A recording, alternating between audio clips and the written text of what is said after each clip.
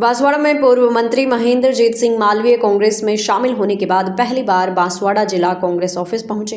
करीब 23 महीनों के बाद पार्टी ऑफिस आने पर कार्यकर्ताओं ने आतिशबाजी की और नारे लगाए। बांसवाड़ा विधायक एवं जिलाध्यक्ष अर्जुन बामनिया और घाटोल विधायक नानालाल नीनामा ने उनकी आगामी की। पूर्व जिलाध्यक्षों और वरिष्ठ पदाधिकारियों ने मालवे का मालार्पण कर अभिनंदन किया। इस दौरान जिला कार्यालय में पार्टी पदाधिकारियों और कार्यकर्ताओं की भारी भीड़ रही। जिलाध्यक्ष अर्जुन बामनिया ने मालवीय के आने को टर्निंग पॉइंट बताते हुए मालवीय का 23 महीने बाद घर वापसी करना संगठन के लिए सकारात्मक संदेश है।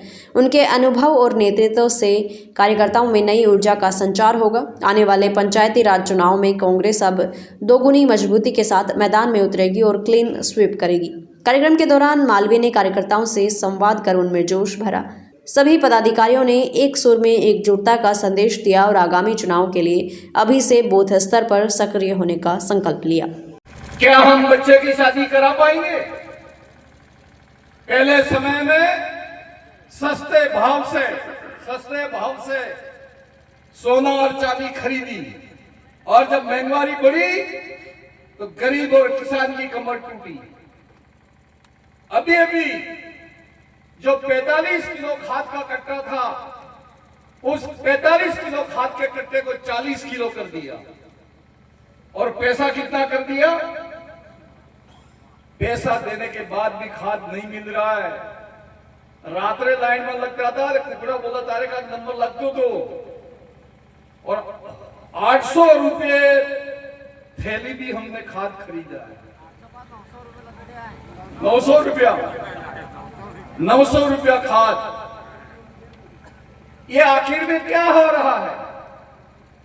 आपको और हम सबको समझने की जरूरत है।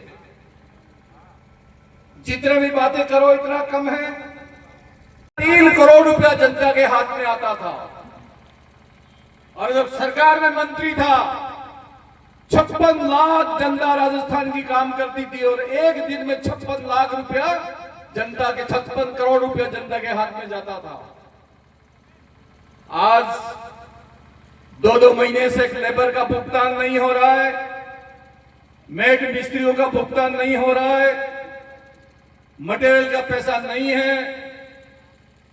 और जिस शख्सियत ने इस देश को आजादी दिलाई और हंसते हंसते गोली सीने में उतार दी और वो मर गए, ऐसे महात्मा गांधी जी के नाम के ऊपर नरेगा, इसका नाम बदल कर कोई और नाम रख दिया, अपन को तो लेना भी याद भी नहीं है। आज की मीटिंग सरकार को और प्रशासन को एक संदेश देती है कि समय रहते हुए नरेगा जैसी योजना को काम मांगने के बाद 15 दिन में अगर काम नहीं मिला तो सरकार के सामने संकट खड़ा हो सकता है। ये संदेश हम इस मीटिंग के माध्यम से हम दे रहे हैं।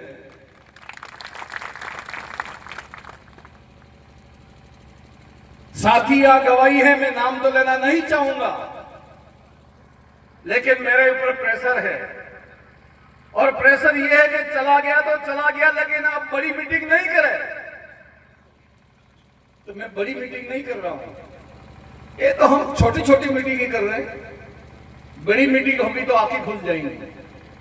और ऊपर भी निवेदन किया, आदरणीय दिनेश जी अर्जुन जी ने निवेदन किया है, और हम सब मिलकर इस बात को और आगे बढ़ाएंगे। आवश्यकता पड़ेगी तो हम नेताओं से बात करेंगे। राजस्थान, गुजरात और मध्य प्रदेश, तीनों राज्य का इस महानरेगा के नाम के ऊपर अधिवेशन करेंगे और लाखों लोगों को इकट्ठा करेंगे। ये हो सकता है। आजकल शादियां हो रही हैं, और ये दिनेश जी आज हमारे इसमें से सारे लोग बैठे हैं जो अच्छे समझदार। पहले तो 2 साल पहले क्या है तो नौतरू पड़ी रू, किटलो पड़ी रू तो 10 लाख, 15 लाख, 20 लाख, और अभी उसके आधे भी नहीं पड़ते, क्योंकि नरेगा है नहीं। नरेगा में कोई घर का गया नहीं, तो उधार भी हम किससे लाएं? उधार भी लाके उस नौकरी में जाने के लायक हमको नहीं रखते। और गुजरात में भी जाते हैं, तो गुजरात में भी आप विचार करो कि 20 दिन 15 दिन काम मिलता है, पूरा महीना भी गुजरात में नहीं मिल रहा है, ये आपके और अपने परिवार के लोग बहुत जानकारी है। तो उस भारतीय जनता पार्टी को इस सारी चीजें पूछो और कहो कि हमारा सामान कौन ले गया, कहां ले गया। अब हम सब हैं और सबसे मैं एक बात कहूं, दिनेश जी ने बोली कि भाई हमारे आपसी मतभेद। दिनेश जी, मेरे मन में अगर कोई थोड़ी बहुत भी ऐसी भावना होती तो आपके सामने जिला प्रमुख बैठी है, जिला प्रमुख को सबसे पहले मैंने कहा कि प्रमुख जी छोड़ो और आओ कांग्रेस में, मान सम्मान से पार्टी का काम करेंगे। ये जिला प्रमुख की गवाही है अखबार में। एक दिन फिर बागीदोरा में कांग्रेस पार्टी की मीटिंग हुई। उस दिन मुझे विश्वास है ये मालवीय जी बैठे हैं, मैंने बड़े सम्मान के साथ में बोले, पर मालवीय जी उस दिन मेरे हिसाब से रात भर सोचते रहे। मालवीय जी को सम्मान के साथ में मैंने पूछा था कि ये काम जितने किनारे हो वो आपके अशोक गहलोत के कांग्रेस के काम है।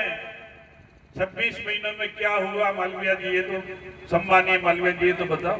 उस दिन मालवीय जी को कहीं न कहीं आघात जरूर हुआ, कहीं न कहीं ये लगा कि कांग्रेस पार्टी ही इस गरीब जनता की भलाई कर सकती है।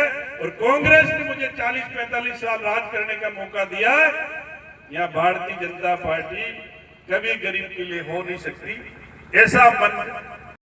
बच्चों के भविष्य से खिलवाड़, ग्रामीण क्षेत्र में गुम विकास, न्यायिक क्रिया में भेदभाव, तभी हुई गरीबों की आवाज।